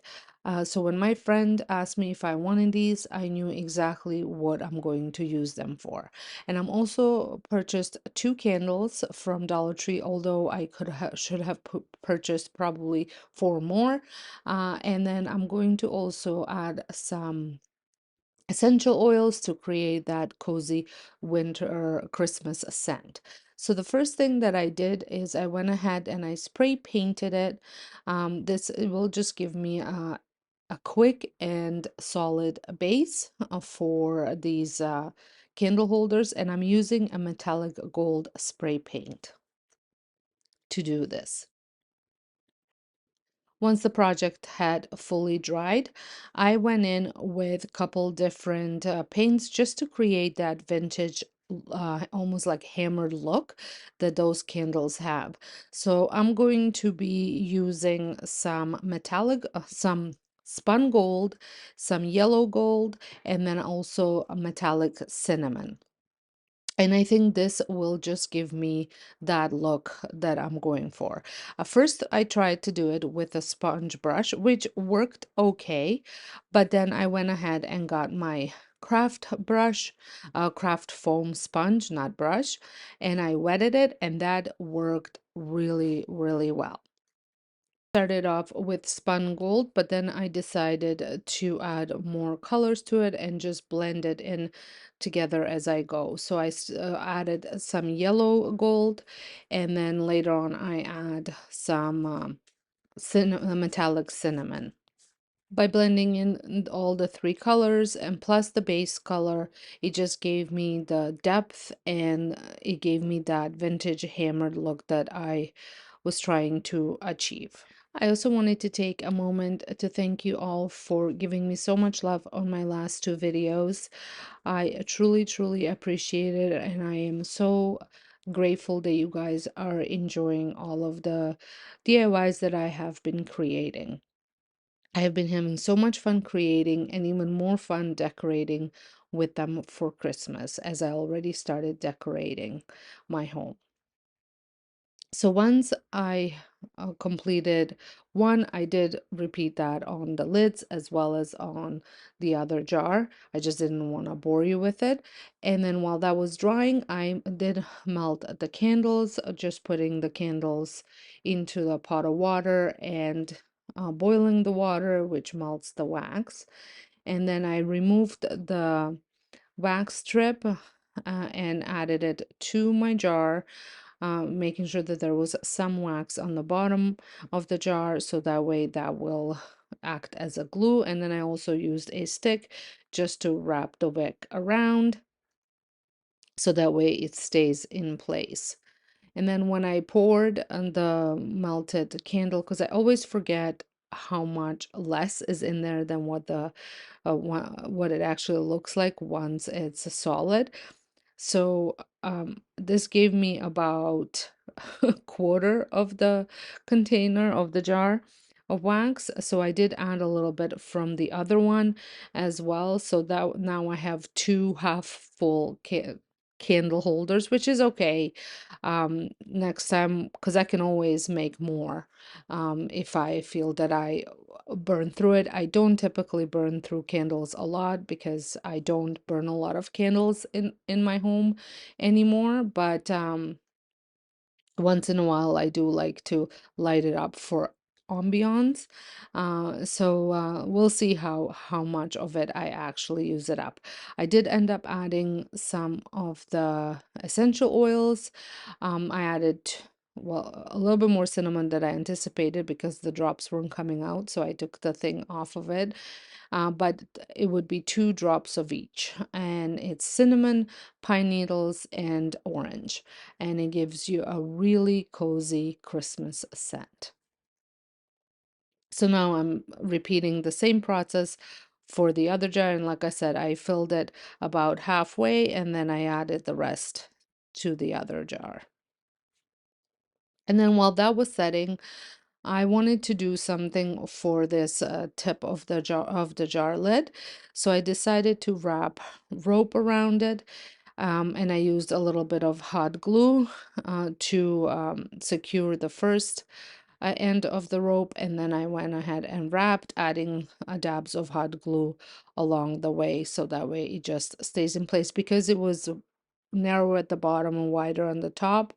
If I didn't add the glue, the rope kept sliding down, so this just kept it in place. And I did the same thing for the other jar lid as well, so that way they match. I'm not sure if I'm going to be using them together when I decorate, but in case if I do, they will look like they are a pair. And to complete it, I added more hot glue on top just to add to close up the top, and then I tied it in a knot with leaving a little loop on top of it. And I absolutely love the way this turned out. I am quite happy that I finally found something that I liked for this dupe. There are lots of dupes. People use a lot of different supplies for this dupe, but I haven't seen one with an apothecary jar yet.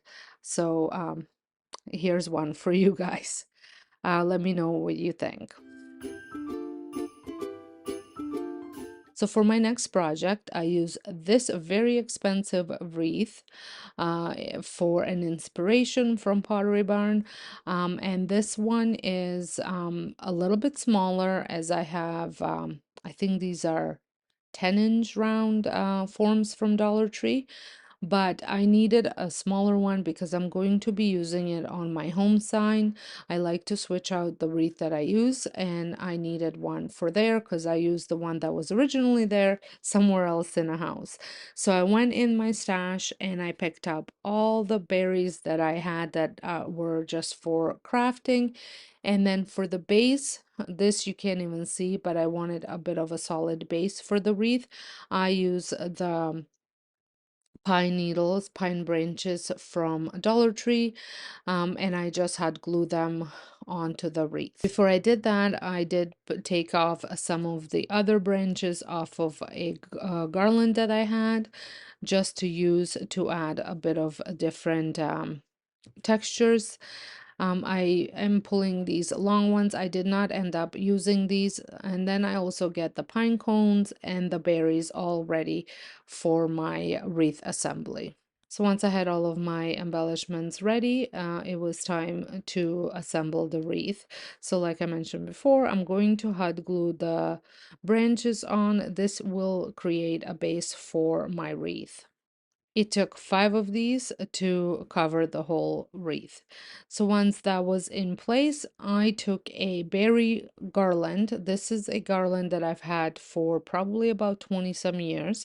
I still use it on my family room tree all the time, but I had switched out my tree 2 years ago, so I have a much smaller one. And so I have a lot of these wreaths left, a lot of these garlands left over. So I'm going to add that one to it. I am just removing the end pieces that no longer have berries on them. I'm also removing some berries that were broken. And then I'm also going to clip off tips that don't have anything on them past the berries. I am leaving the leaves on there as well and just spreading everything out. And now I'm going to hot glue the whole garland onto the wreath and it will cover the whole top of the wreath. The inspiration piece has lots of different berries, from large ones to small, the clusters of berries to smaller berries, from bright red to dark red. So that is what I'm trying to recreate here. I did end up adding another one, another smaller one in here, just because the first one didn't fully go around. So once it was on there, I went ahead and trimmed off any pieces that I did that were empty and just a little unnecessary twigs that were sticking out. Then I just shaped it the way I wanted to, and then I started with adding the other stuff to it. Whenever I'm working with a wreath this size, I like to add my biggest pieces first because I feel like this takes up the most space, and then I can kind of see where I can add all the smaller pieces as fillers. So guys, I would like to know, what are your colors for this year for Christmas? Are you going with traditional? Are you going with earthy? Are you mixing it all together? Are you going on the wild side and using a lot of different colors? I would love to know. I love Christmas decor. It is one of my favorite holidays to decorate for. And I love fall as a season to decorate for, but Christmas is definitely a holiday that I enjoy decorating for the most. And I transform my whole main floor into a Christmas wonderland. So let me know down below what your theme this year is for your Christmas decor. So once all of my berries were in place, I am adding my greenery picks in here, like my pine, I think I will add a little bit of cedar as well. I don't know whether I have spruce. I'm not 100% sure what exactly all of these are called. But anyways, I'm just adding them in, and then I'm going to finish it off with some pine cones. I did go ahead and grab a couple more pieces just to fill it in a little bit more. And I absolutely love with the way this turned out.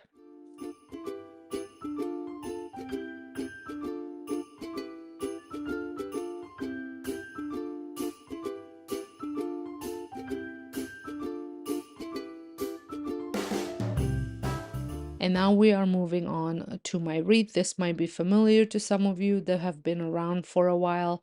This was originally a Michael's wreath that had a lot of stuff on it. A few years back, I took most of the embellishments off and added extra branches to it, like cedar. And then I also had some pine needles that I added to it and some blackberries, and it's been serving me quite well. But I wanted to spruce it up a little bit as I've seen this wreath that I absolutely love. Now this one is from McGee Co, so I guess we do have one McGee Co inspiration here. And so I wanted to kind of recreate it, but I didn't want to go out and spend money on a wreath, because this one was in a perfect shape still, and it's pretty good quality. I did spend about, I think they were about $50, but they did have buy one get one free at Michael's. But I'm talking about probably going back about maybe even 10 years ago. And like I said, it's still in a really good shape, so I did wanted to spruce it up a little bit and give it some new life. So I'm starting off with tying up the twine, and now I'm going to take this twine and just wrap it around and make it a fairly thick top.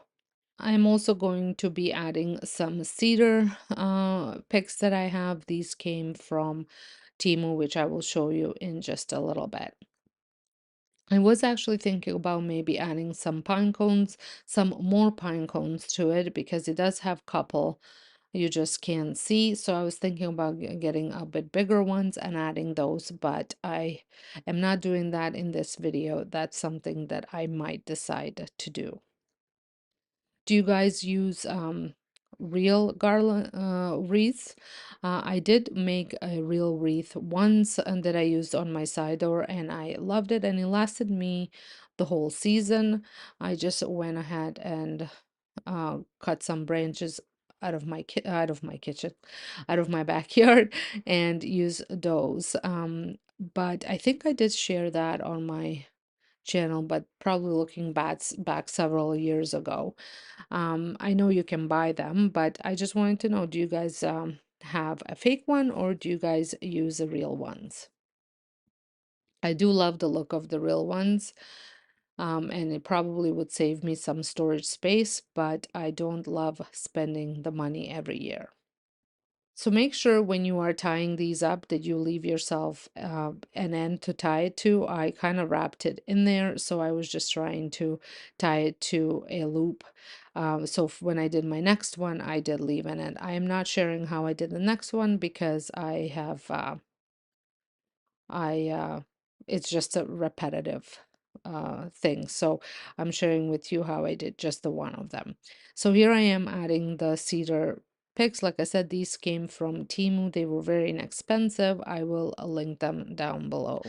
And what do you guys think? I think this is looking really good, and I think it's going to look absolutely spectacular with my DIY bells.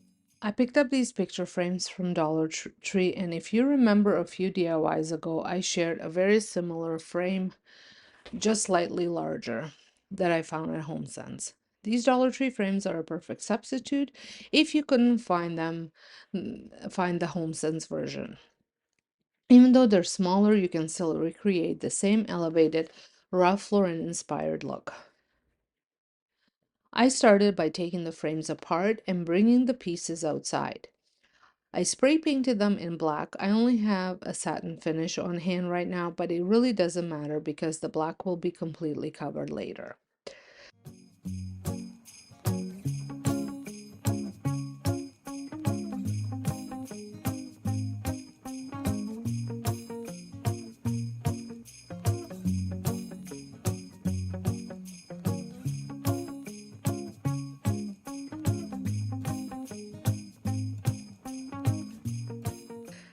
The satin finish actually looked quite beautiful on its own, so you could leave them like that if you prefer. But you know me, I love a vintage layered look, so I kept going. I used Dixie Belle's antique gold gilding wax on one frame and their copper gilding wax on the other. These waxes are incredibly creamy, highly pigmented, and perfect for adding antique metallic highlights. You can apply gilding wax with a stippling brush with your fingertip for more control or with a cloth for a softer, more subtle sheen.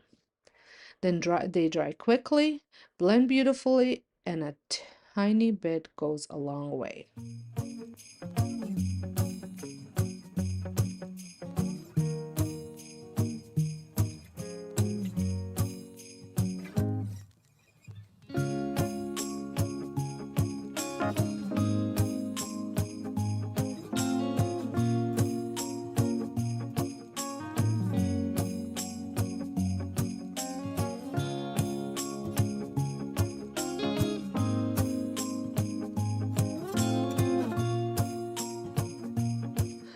For the inserts, I designed these myself in Canva, and I'll have a free link down below for you to download.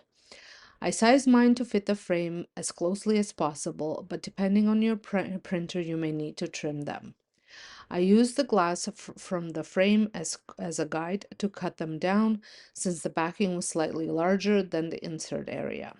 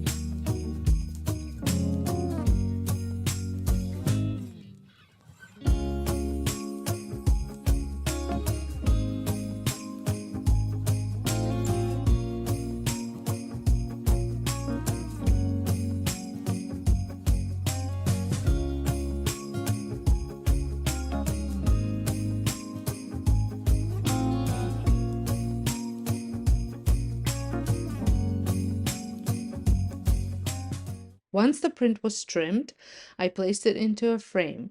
You could secure it with a little tape just to make sure it couldn't shift.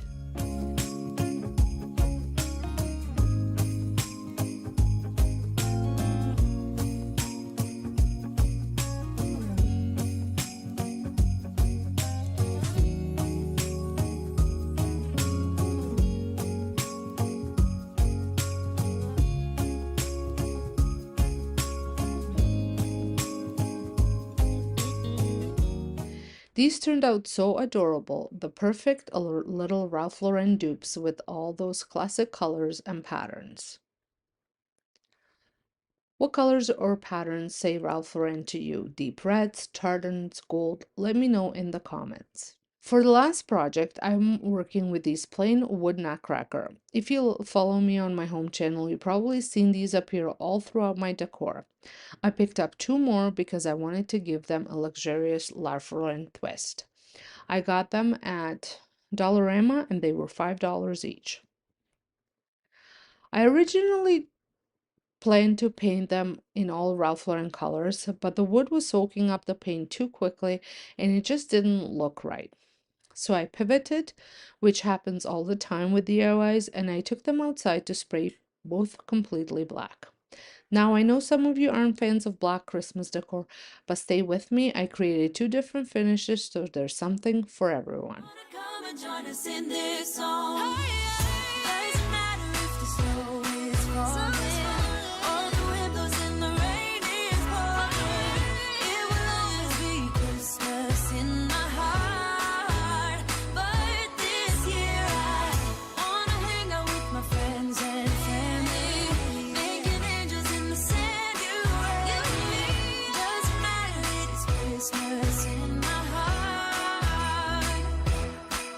For the first nutcracker, I added antique gold gilding wax to the face, the knob on the hat, the hands, and the ends of the drumsticks. Basically, any rounded detail. This gave it such a cute, polished, high-end look.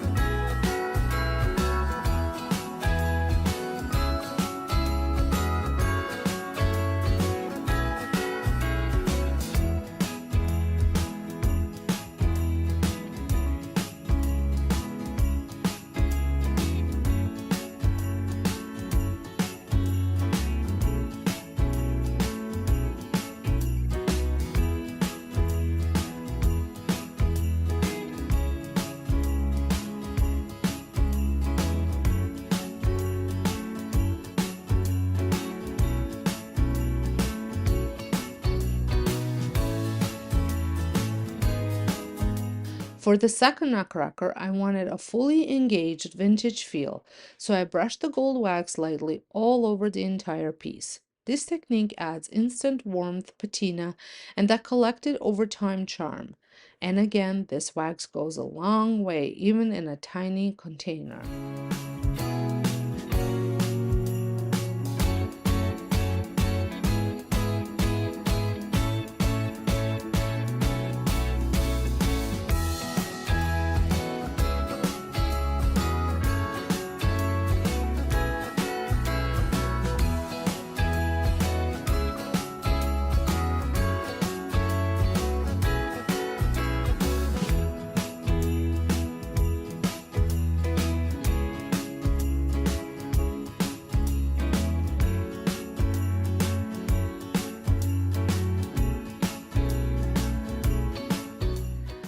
Here they are, such elegant classic pieces, and I can't wait to use them in my Christmas decorating this year.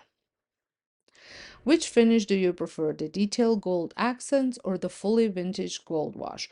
Or do you just prefer the old, the original styled nutcrackers with all the different colors?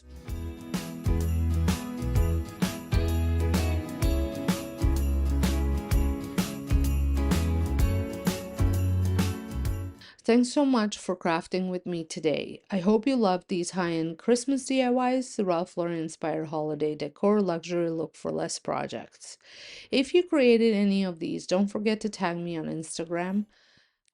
For the first project, I'm starting with a few thrifted glass bowls, 2 round bowls and 1 smaller glass candle holder.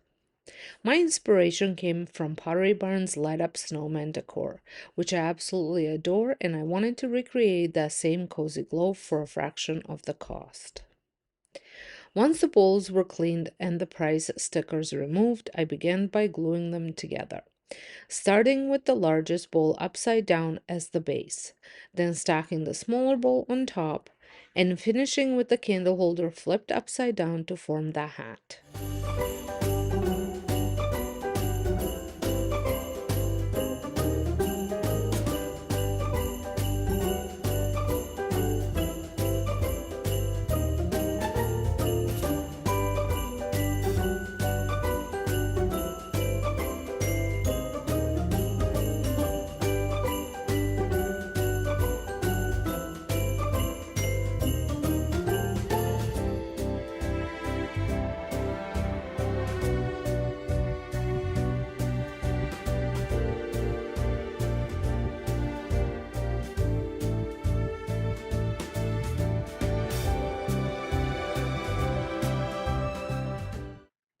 After the glue dried, I used all-purpose drywall compound to give my snowman a soft, handmade look. I applied it by hand to get a smooth, sculpted finish and to reach all the little curves and crevices. It's a bit tedious, but so worth it for that textured pottery-like feel.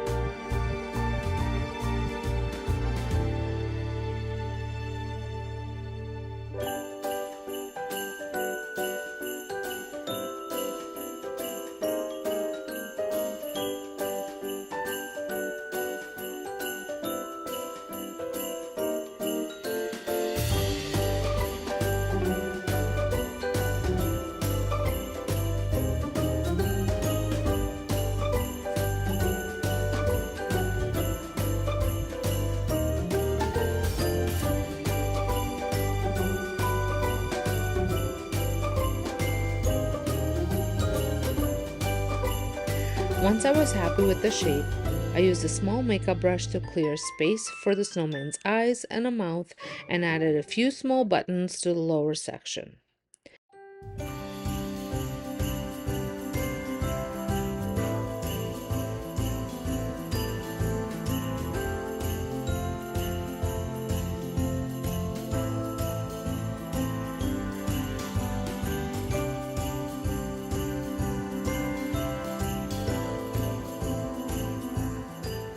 For the nose, I used a styrofoam egg from my craft stash, coated it in a compound, and attached it with more compound as glue, filling in any gaps around the edges.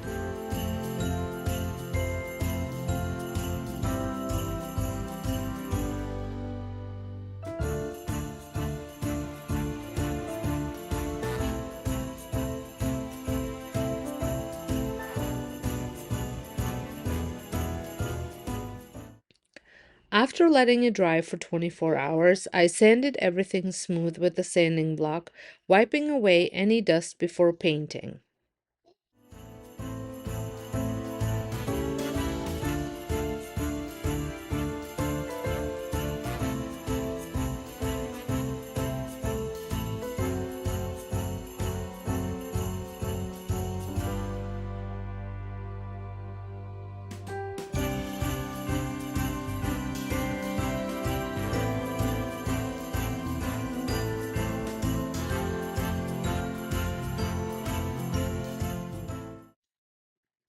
The Pottery Barn version has a soft off-white color, so I use Dixie Belle's E-Cruise chalk paint, which is a beautiful creamy beige tone that gives it that high-end natural look.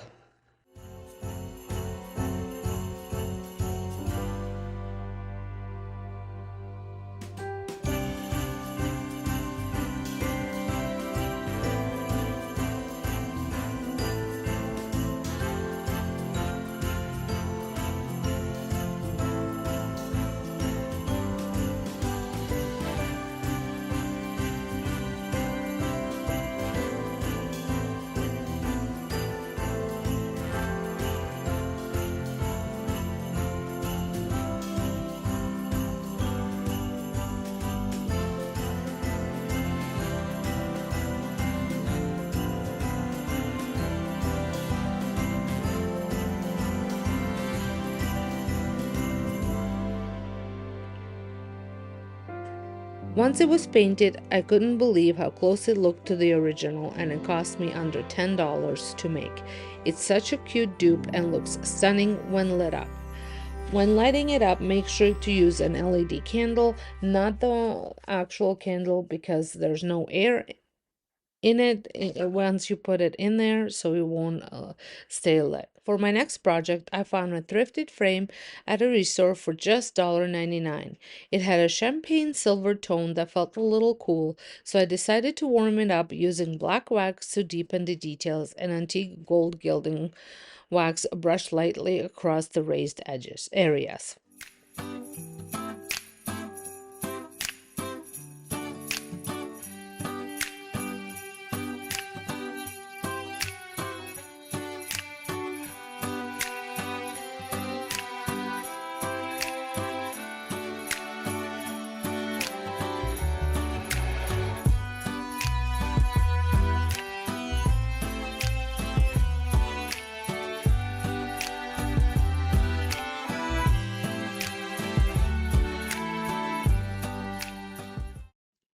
For the artwork, I printed a beautiful vintage style Christmas bell print.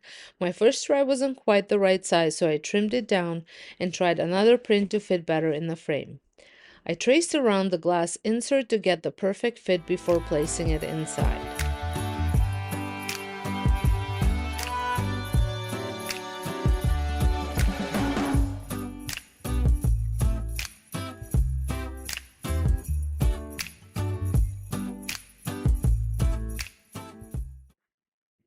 These Christmas bell prints are so popular right now.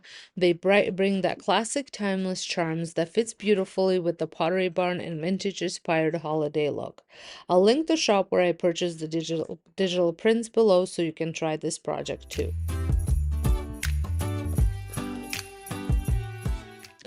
For my final project, I'm making some Nutcracker stocking holders inspired by Pottery Barn's bookends. I thrifted a pair of stocking holders and found a bag of small wooden Nutcrackers at the thrift store as well. To give them the rich metallic Pottery Barn finish, I used antique gold gilding wax, brushing carefully into all the grooves and details. The wax goes such a long way, I dip my brush only a few times to cover both nutcrackers completely.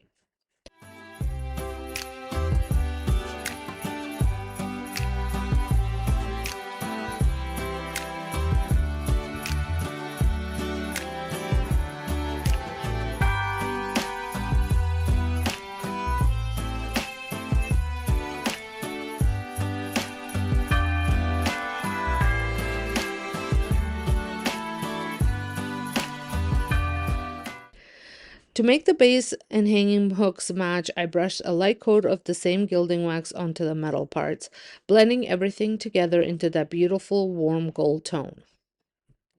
Once the paint was dry, I glued each nutcracker securely to its base.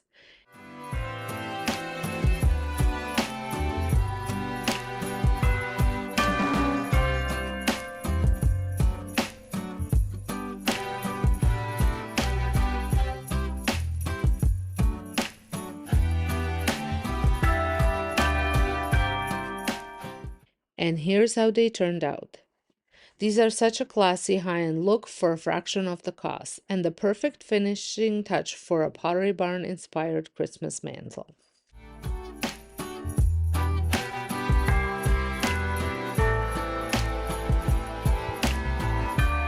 And that wraps up my last Christmas DIY video of the year. I hope these high-end Christmas decor DIYs on a budget inspired by Pottery Barn and McGee Co designs gave you lots of ideas and inspiration for your home this season. If you enjoyed this video, don't forget to give it a thumbs up, subscribe, and turn on notifications so you don't miss the few end of the year videos I still have coming. Thanks so much for DIYing with me, supporting my channel, and being part of this community. It truly means more to me than you know. I'm wishing you and your family the happiest holidays, a very Merry Christmas, and I'll see you in the next video.